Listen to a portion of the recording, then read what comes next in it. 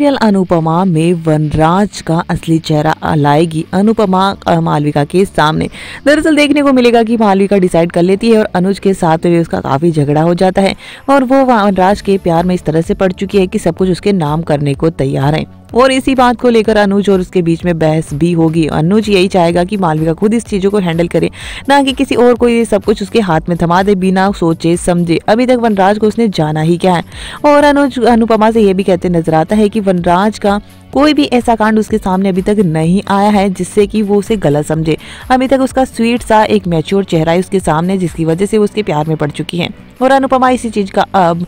इस्तेमाल करते हुए मालविका के सामने वो चेहरा लाएगी जो सबके होश उड़ा देगा। यह दोस्तों देखने को मिलने वाला है कि मालविका को ये नहीं पता कि वनराज ने अनुपमा के साथ क्या किया है और क्या क्या वो कर सकता है। और अब यहाँ पर यही बात सामने आएगी जब काव्या और अनुपमा मिलकर वनराज का असली चेहरा मालविका के सामने लेकर आएंगे। वो देखने को मिलने वाला है कि ऐसे सबूत मालविका के सामने खुद ब खुद अनुपमा ले आएगी जो कि मालविका के खुद के होश उड़ा देगा। दरअसल पहले तो मालविका को समझाने की कोशिश करती है लेकिन अनुपमा को पता है कि वो अब समझने नहीं वाली है। वो बुरी तरह से वनराज के जाल में फंस चुकी है और वो भी इमोशनली। अब उसे समझाने का मतलब है कि बेवकूफ़ी करना और वो ज़्यादा दूर हो जाएगी। लेकिन अनुपमा भी यहाँ पर हार नहीं मानने वाली है और वनराज के सामने एक ऐसा ड्रामा करेगी कि वनराज खुद ब खुद सब कुछ कबूल कर लेगा, जहां पर अनुज का सपोर्ट भी अनुपमा लेगी और काव्या और पूरे परिवार का भी। देखने को मिलेगा कि यहाँ पर अनुज मालविका को लेकर सपरिवार पहुंचेगा